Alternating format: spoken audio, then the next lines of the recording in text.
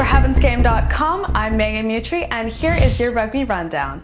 All of the favourites stuck to the script in the first weekend of the 2010 RBS Six Nations, taking expected victories from their opponents, although some were more convincing than others.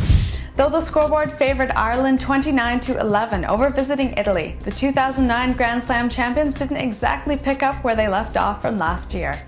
Both Leo Cullen and Ronan O'Gara were little bursts of flavour on an otherwise vanilla day for Ireland.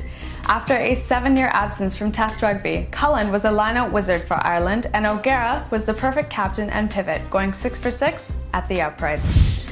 Saturday's other match provided a bit more drama when Wales threatened late in the game, but England would ride a double by monster flank James Haskell to a 30-17 win. The game was within reach for Wales before second row Alan Wynne-Jones was sent to the bin for deliberately tripping Dylan Hartley. The yellow card cost Wales 17 points as England were able to take advantage of the missing man.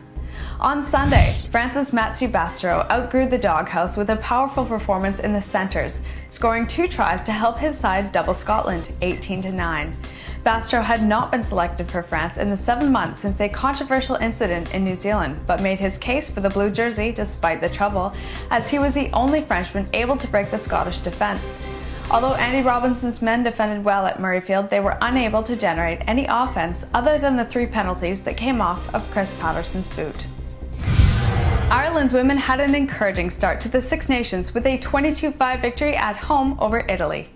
Ireland's 4 new caps blended seamlessly, including a try for debutante Alison Miller. Ireland's other points would come from daft kicking by fullback Niamh Briggs, who opened the match with a drop goal, followed by 2 tries for number 8 Joy Neville. Italy scored an injury time try as an afterthought. 5 different players scored for England en route to a 31-0 win over last year's Triple Crown spoilers. The retribution was swift as Heather Fisher crossed the Welsh line just 4 minutes in. The champions showed their versatility and consistency with tries coming from both the backs and the forwards throughout the 80.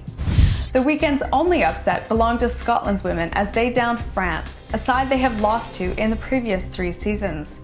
2 second-half tries, including one in the dying minutes, from player of the match Lucy Millard saw Scotland stun France 10-8. In international news, desperate Fiji defence amounted to the Wellington Sevens crown for Iliesa Tanibula's boys as they defeated Samoa in the final 19-14, putting them only 4 points behind the World Series leaders New Zealand. In other news from Down Under, Australia flanker George Smith has called time on his international career after amassing 110 caps in 10 short years in the Wallabies jersey. Join me again later this week for a look at next weekend's Six Nations matchups.